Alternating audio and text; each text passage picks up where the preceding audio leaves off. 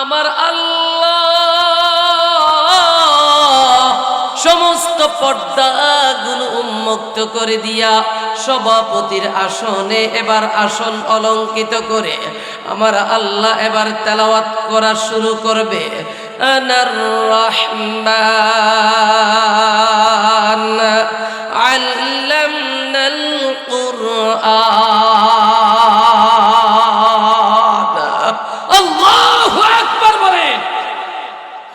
এতদিন আল্লাহ বলেছে আর রহমান, ওই দিন আল্লাহ বলবে আনার রহমান, আমি হইলাম রহমান, আমি আল্লাহ তোমাদেরকে কোরআনটা শিখাইছি। ও মুসলমান ভাই, আমার আল্লাহর কণ্ঠের তেলাওয়াত শুনিয়া হাসরবাসীগুলা হেলতে থাকবে, দুলতে থাকবে, চোখ দিয়ে টপ টপ করা পানিগুলো ফেলতে থাকবে আমার আল্লাহর কণ্ঠের তেলাওয়াত শুনিয়া। আল্লাহ যখন নাকি সূরাতুর রহমান তেলাওয়াত শেষ করবে, তখন হাসরের ময়দানে সমস্ত জান্নাতি মানুষগুলো বেহুশ হয়ে পড়ে যাবে। আমার আল্লাহ তাআলা ওই দিন কোরআনের ময়দানের ভিতরে, ওই দিন যে জান্নাতের ভিতরে আমার আল্লাহ এই যে এমন একটা তাফসীর মাহফিলের ব্যবস্থা করবে, কোরআনের মাহফিলের ব্যবস্থা করবে, ওই মাহফিলে আল্লাহ শ্রোতা হিসাবে তাদেরকেই কবুল করবে যারা দুনিয়ার মাহফিলে মূল্যায়ন করেছে, দুনিয়ার মাহফিলগুলোকে প্রাধান্য দিয়েছে। আপনি দুনিয়ার মাহফিলের শ্রোতা হবে, এমনও হতে পারে আজকের মাহফিল আল্লাহ কবুল করে আমাদেরকে আল্লাহ ওই মাহফিলের শ্রোতা হিসেবে কবুল করে। চিৎকার মেরে বলেন আমিন। আমার ভাইয়েরা, আমার বাবাজিরা, একটু লক্ষ্য করে শুনবেন, গভীর মনোযোগ। আপনাদের কি কষ্ট লাগে বাজান? যদি কষ্ট লাগে হাত তোলেন, মোনাজাত দিয়ে দিব। কিন্তু বাবাজি, আল্লাহর নবীর কাছে গিয়া হযরত আবু বকর সিদ্দিক রাদিয়াল্লাহু তাআলা আনহু যখন গিয়েছে, এমত অবস্থায় হযরত আবু বকর সিদ্দিক রাদিয়াল্লাহু তাআলা আনহু নবীজি যখন ওহী নাজিল হয়েছে হেরা গুহা, ওই হেরা পর্বতের ভিতরে নবীজি এবার আবু বকরকে ডাক দিয়ে বলে, আবু বকর, আমার উপরে ওহী নাজিল হয়েছে, কালিমার দাওয়াত দিব। আবু বকর ডাক দিয়ে বলে, লাব্বাইক ওয়া সা'দাইক ইয়া রাসূলুল্লাহ, আমাকে পড়ে দেন লা ইলাহা ইল্লাল্লাহ মুহাম্মাদুর রাসূলুল্লাহ। আবু বকর এবার কালিমা পড়ল। নবী আমার ডাক দিয়ে বলে, রে আবু বকর, আসো এবার তোমাকে শিক্ষা দিই। আমার আল্লাহ আমাকে যা শিখিয়েছে, ইকরা বিসমি রাব্বিকাল্লাযী খলাক, খলাকাল ইনসানা মিন আলাক, ইকরা ওয়া রাব্বুকাল আকরাম আল্লাযী আল্লামা বিল কলম, আল্লামাল ইনসানা মা লাম ইয়ালাম। আমার ভাইরা, আমার বাবাজিরা রে, একটু মনোযোগ দেন। আল্লাহর নবী সরকার দু আলম সর্বপ্রথম এই কোরআনের তেলাওয়াত আবু বকরকে শিখাচ্ছে। আর আবু বকরকে নিয়ে হেরা গুহার উপরে খেজুর গাছের চাটাই দিয়া, খেজুর গাছের আঁশ দিয়া, পাতা দিয়া একটা ঘর তুলিয়া ওই জায়গার ভিতরে আবু বকরকে শিখিয়েছে। তাহলে এই কোরআনের ছাত্র সর্বপ্রথম আবু বকর সিদ্দিক রাদিয়াল্লাহু তাআলা আনহু, ওই খেজুর তলার মাদ্রাসা। এমত অবস্থায় আবু বকর যখন কোরআন তেলাওয়াত করে, আবু বকর যখন কোরআন শিক্ষা গ্রহণ করতেছে, ওই দিক দিয়া এবার ওমর যখন ইসলামের ছায়াতলে আশ্রয় নিয়েছে, হযরত ওমর কোরআনের তেলাওয়াত করে, আলীও তেলাওয়াত করে, উসমানও তেলাওয়াত করে। আবু জাহেলের নাম ছিল আবুল হিকাম, মানে জ্ঞানীদের বাপ, পণ্ডিতের বাপ। অথচ আবু জাহেল যেহেতু কোরআন পারে না, এই জন্য ওর নাম হয়ে গেছে আবু জাহেল, তার মানে মূর্খের বাপ। এবার বলেন তো হযরত ওমরের হাত কয়টা? জোরে বলেন। হযরত ওমরের হাত হয়েছে দুইটা, আবু জাহেলের হাত কিন্তু দুইটা। ওমরের চোখ কিন্তু দুইটা, আবু জাহেলেরও চোখ দুইটা। ওমরের কান দুইটা, আবু জাহেলেরও কান দুইটা। ওমরের পাও দুইটা, আবু জাহেলেরও পাও দুইটা। ও মুসলমান ভাই, লক্ষ্য করিয়ে শুনেন, কথাগুলো উপলব্ধি করেন, বুঝতে হবে। এমত অবস্থায় আবু জাহেলের নামটা আজ পর্যন্ত কোনো বিধর্মীরাও রাখে না, হিন্দুও রাখে না, বৌদ্ধ রাখে না, খ্রিস্টানও রাখে না, ইহুদি রাখে না, বৌদ্ধ রাখে না, নাসারাও রাখে না। কোন মুসলমানের সন্তানের নাম আবু জাহেল রাখে নাই, রাখবে না। কথা বলেন ঠিক না বেঠিক? এই উমর, আবু জাহেল আর ওমরের ভিতরে পার্থক্য হয়ে গেল। একসাথে আন্দোলন করেছে, একসাথে সংগ্রাম করেছে, লড়াই করেছে, যুদ্ধ করেছে, সব কিছু করলো, কিন্তু ওমরের দামটা বেড়ে গেছে। কারণ কি? কারণ কি? একটা মাত্র কারণ, আবু জাহেলের সিনার ভিতরে কোরআন নাই, ওমরের সিনার ভিতরে কোরআন। কোরআন থাকার কারণে হযরত ওমরের দাম বেড়ে গেছে, কোরআন থাকার কারণে আবু বকরের দাম বেড়ে গেছে, কোরআন থাকার কারণে হযরত আলীর দাম বেড়ে গেছে, কোরআন থাকার কারণে হযরত উসমানের দাম বেড়ে গেছে। ও মুসলমান ভাই, এই জন্য আমার আল্লাহ তাআলা বলে আলিফ লাম রা কিতাবুন আনজালনাহু ইলাইকা লিতুখরিজান নাস মিনাজ যুলুমাত ইলান নূর।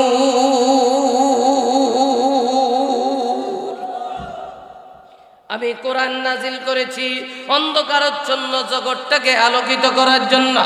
এই যে আপনাদের এই যে আজকে সোহরাব উদ্দিন, এই যে হুসাইনিয়া মাদ্রাসা, এই কলাদিয়া এই মাদ্রাসা, এই মাদ্রাসার ভিতরে কোরআন ঢুকার কারণে এই মাদ্রাসাটা মাগরিবের পরে আলো, এশারের পরে আলো, রাতের 9টা বাজে আলো, ভোর 3টা বাজে দেখবেন আলো।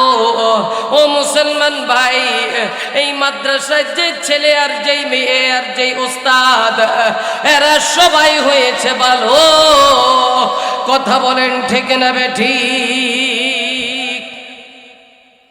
এই জন্য আল্লাহ তাআলা সূরাতুল ফুরকানের ভিতরেও বলে তাবারাকাল্লাযী নাযালাল ফুরকান আলা আবদি লিয়াকুনা লিল আলামিন নাযীরা। আমি আল্লাহ এই ফুরকান নাজিল করেছি পার্থক্য করে চলার জন্য। যাদের সিনার ভিতরে আল্লাহ কোরআন ঢুকাইয়া দিয়েছে, এরা ইচ্ছা করলেও টেলিভিশন রাস্তাঘাটে চাইতে পারে না। কথা বলেন মুসলমান ঠিক না বেঠিক? ইচ্ছা করলেও বাজারে যাইতে পারে না, ইচ্ছা করলেও মাজারে যাইতে পারে না, এরা ইচ্ছা করলেও হাতের ভিতরে বিড়ি ধরতে পারে না, ইচ্ছা করলেও কিন্তু গাঁজা খাইতে পারে না, ইচ্ছা করলেও সিদ্ধি খাইতে পারে না, ইচ্ছা করলেও কিন্তু আকাম কুকাম করতে পারে না। কারণ একটাই কারণ, কোরআন ঢুকার কারণে। এই জন্য তারা পার্থক্য করে চলে। ওই যে পথগুলো সুদের পথ, এগুলো জাহান্নামী পথ, ঘুষের পথ জাহান্নামী পথ, বাম পাশের পথ এগুলো জাহান্নামী পথ। এই জন্য তারা ডাইন পাশে দিয়া চলে। যখন কিন্তু খাবার খায় ডাইন হাত দিয়া খায়, যখন ধরে ডাইন পাশ থেকে ধরে, যখন কোনো কাজ করে বিসমিল্লাহ করে কাজ করে। ও মুসলমান ভাই, এরা যখন কোনো খাবার খায় দাঁড়ায়া খায় না, বৈশা খায়। কথা বলেন জোরে সোরে ঠিক না বেঠি? কারণ সিনার ভিতরে কোরআন। এখন আমরা আমাদের সমাজটা, এই যে আপনাদের এই জায়গাটা আলো, কোরআন ঢুকার কারণে আলোকিত, ঘরটা আলোকিত, কোরআন ঢুকার কারণে আলোকিত হয়েছে। মসজিদটা আলোকিত হয় রমজান মাসে। রমজান মাসে কোরআন নাজিল হয়েছে, এই জন্য মসজিদগুলো থাকে আলো। আপনি যেই দল করেন, যেই মার্কা করেন, আমার আপত্তি নাই। কথা সত্য, কথা ঠিক না ঠিক জোরে বলে। রমজান মাসে আলো। যে আবেদ সাহেবের সিনার ভিতরে কোরআন আছে, ওই আবেদ সাহেবের দাম সমাজের ভিতরে বেড়ে যায়। এলাকার মানুষ তারে দেখলে সম্মান করে, মহিলারা তারে দেখলে ছোট বাচ্চা হলে আদর করে। কথা বলেন মুসলমান, ঠিক না বেঠিক? আমার মা বোনেরা যেগুলো পর্দা করে চলে, মা যখন নাকি বোরকাটা পরিয়া চলে, আমার মারা, আমার বোনেরা তখন আল্লাহর হুকুম মানে। আর আমার আল্লাহর কাজ হয়েছে ওই মাকে, ওই বোনকে হেফাজত করবে। পরপুরুষ থেকে রাস্তার ভিতরে যখন যাবে, ইফটিজিং এর শিকার হবে না। রাস্তায় যখন যাবে, তখন কোনো বখাটে ছেলে তাদেরকে দেখে ক্রিটিসাইজ করবে না। সে বোরকা পরেছে, আল্লাহর হুকুম মেনেছে, এবার তারে দেখলেই বলে খালাম্মা। বন্দুকের গুলি মিস হয়। আমরা যারা বক্তা, আমরা মুসাফির। মুসাফিরের দোয়া আর বদদোয়া বন্দুকের গুলির চাইতে বেশি কাজে লাগা যায়। আল্লাহর নবী বলেছে 3 শ্রেণীর দোয়া কবুল। তার ভিতরে একজন হয়েছে মুসাফির, আর একজন হয়েছে মজলুম। আমি মুসাফির, আমি মজলুম, দুইটা গুণ আমার ভিতরে। 3 নম্বরে পিতা মাতা সন্তানের জন্য, সন্তান পিতা মাতার জন্য। আমার ভাইয়েরা, আমার বাবাজিরা, গত বছরও আপনাদের এই মাঠের ভিতরে এসেছি। এই জন্য আপনাদেরকে শেষ বেলায় বলিয়া যায়, কোরআন শিখাইলে সন্তানকে কি লাভ হয়। শুধু এতটুকু কথা বলি, তারপরে আমি বিদায় নিয়ে নিচ্ছি। এবার আপনারা আমল করবেন কিনা আপনারাই ভালো জানেন। আমার ভাইয়েরা, বাবাজিরা, বিক্রমপুরে মাহফিল করতে গেলাম। ছোট একটা বাচ্চা, মাদ্রাসার মুহতামিম সাহেব, হাফেজ ইখলাস উদ্দিনের মতো, যখন নাকি বাচ্চাদেরকে পাগড়ি দিবে, এবার দাঁড়াইয়া পাগড়ি দেওয়ার সময় ঘোষণা দিতেছে। ঘোষণা যখন দিতে দিতে শেষ পর্যন্ত একটা বাচ্চার নাম বলল। এই পর্যায়ে পাগড়ি গ্রহণ করবে মোহাম্মদ মুআজ রহমাতুল্লাহি আলাইহি। এই কথাটা বলেছে, বলতে শব্দটা দেরি হয়। মঞ্চের দিকে তাকাই, হুজুরের দাঁত চোখ দিয়া পানি ফেলায়। ময়দানের দিকে তাকাইলাম, ময়দানের মানুষগুলো চোখ দিয়া টপ টপ করে পানিগুলো ফেলতেছে। আমার বাবাজিরা, আমি মুহতামিম সাহেবকে জিজ্ঞেস করলাম, হুজুর, জীবিত মানুষ আপনি কেন রহমাতুল্লাহি আলাইহি বললেন? বড় হুজুর ডাক দিয়া বলে, হুজুর গো, না না, মুআজ দুনিয়ার ভিতরে বেঁচে নাই। ডাক দিয়া বললাম, মুআজ বেঁচে নাই, তাহলে পাগড়ি নিবে কে? কে পাগড়ি নিবে? এমত অবস্থায় একটা চিঠি দিল, আমাকে বিস্তারিত বলে শোনাইল। শোনানোর পর আমি যখন নাকি বিস্তারিত কথাগুলো শুনলাম, শোনার পরে তার মায় চিঠি লিখেছে, হুজুর, আমার ছেলেকে পাগড়ি দেওয়া থেকে বিরত রাখবেন না। ডাক দিয়া বলে, হুজুর, এই মুআজ আমাদের মাদ্রাসার 1 নম্বর ছাত্র ছিল। মাত্র 18 মাসে 30 পারা কোরআনের হাফেজ হইয়া গিয়াছে। 18 মাসে 30 পারা কোরআন মুখস্থ। এবার ডাক দিয়া বললাম, তাহলে এই বাচ্চার কি হয়েছে? হুজুর, এই বাচ্চাটা যখন মাদ্রাসায় ভর্তি হয়, কিছুদিনের ভিতরে তার বাবা দুনিয়া থেকে বিদায় নিয়ে কবরে চলে গেছে। মাদ্রাসা বন্ধ হতো, বাচ্চাটা বাচ্চাটাকে বলতাম বাবা বাড়িতে চলে যাও, কিন্তু বাচ্চাটা কখনো বাড়িতে যাইতো না। বাচ্চাটা শুধু একটা কথাই বলতো, উস্তাদজি আমি বাড়িতে যাব না, কারণ বাড়িতে গেলে আমার তো বাবা নাই। ফজরের নামাজ আমি যে মসজিদে গিয়ে পড়ব, আমার বাবা নাই, অন্ধকার আমার গ্রামটা, কে আমাকে মসজিদে নিয়ে যাবে? আর আমি যখন মসজিদে যাইতে পারবো না, আমার থেকে জামাত ছুটে যাবে, এই জন্য আমি যাব না।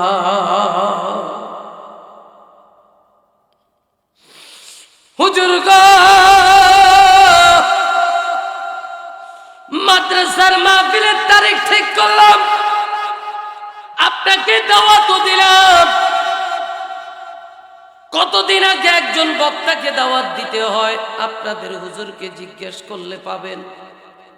আমাকে মিনিমাম 4 মাস আগে দাওয়াত দিয়েছে, অথচ আজকের এই তারিখে বহু জায়গা থেকে মাহফিলের দাওয়াত আসছে, কাহাকেও দিই নাই, কারণ ওয়াদা দিয়েছি। এইখানে গতকালকেও ছিলাম নরসিংদী, তার আগের দিন ছিলাম নেত্রকোনা, আগামীকালকে থাকবো গুলশান, ঢাকা, বাড্ডাতে ইনশাআল্লাহ।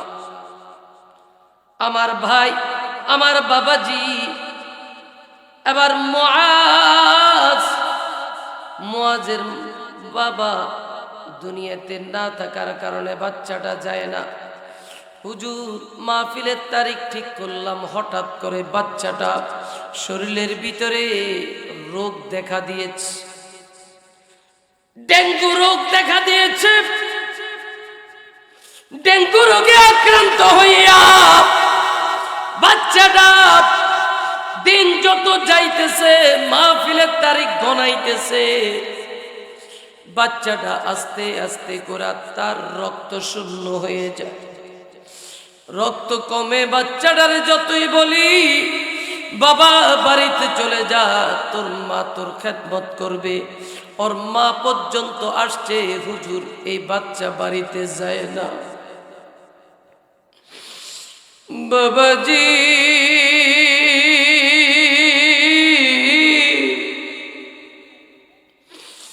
এই মুআজ হুজুর বাড়িতে যখন যায় না, যেই দিন এই বাচ্চা দুনিয়ায় থেকে বিদায় নিবে, ওই দিন জোহরের নামাজটাও আদায় করেছে। জোহরের নামাজ আদায় করে খাবার খাইতে পারে না, ওকে একটা ডাব খাওয়াইলাম, ডাবের পানিটা খাইলো। ডাবের পানিটা খাইয়া এই বাচ্চাটা এবার কোরআনের আয়াত তেলাওয়াত করতে করতে দুনিয়ায় থেকে বিদায় নিয়ে চলে আসা। ও যে লজির বাড়িতে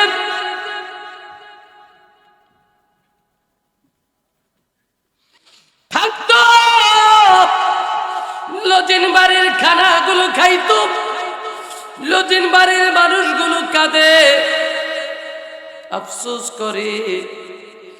হুজুর এই জন্য ওর মা চিঠি লিখেছে, বিপ্লবী হুজুরকে বলবেন আমার ছেলের জন্য দোয়া করতে, আমার স্বামীর জন্য দোয়া করতে।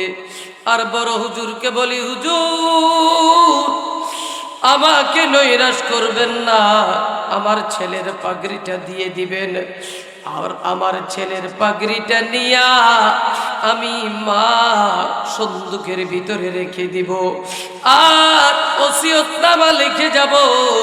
আমি যেই দিন দুনিয়ায় থেকে বিদায় হয়ে যাব, ওই দিন তোরা কলা দিয়াতেও যাবি না, পাকুন দিয়াতেও যাবি না, কিশোরগঞ্জেও আমার জন্য কাফনের কাপড় আনার জন্য যাবি না।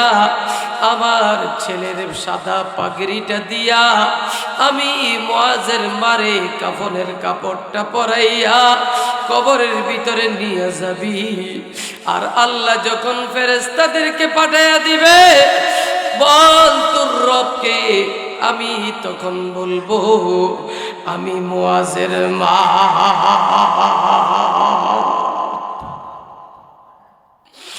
কত বড় ভাগ্যবান মা, কত বড় ভাগ্যবান হুজুর, কত বড় ভাগ্যবান লজিম বাড়ির ভাইরা রে আমার। এই জন্য আপনাদেরকে বলি, যারা কোরআনের তেলাওয়াত করে, যারা কোরআনের তেলাওয়াতের জন্য সহযোগিতা করে, যাদের সন্তান পড়ে, যারা সহযোগিতার করার মাধ্যমে এই মাদ্রাসাগুলো থাকে, তারাও হযরত আবু বকর উমরের সাথে আর মুআজের সাথে জান্নাতি হয়ে যাবে। কারা কারা রাজি আছে না আল্লাহরে দুটা হাত দেখায়া দে। একটু জোরে ডাক দিয়া বলেন আল্লাহ, আরো জোরে ডাক দিয়া বলেন আল্লাহ। এই আজকের এই কলাদিয়া সোহরাব উদ্দিন মাদ্রাসার এই মাহফিল থেকে আমরা হাত তুললাম, মালিক রে আমাদেরকে তুমি হযরত মুআজ আর মুআউযের সাথে আবু বকর আর ওমরের সাথে জান্নাতি ব্যবস্থা করে দিও। জোরে জোরে বলেন আমিন। আমার ভাইরা।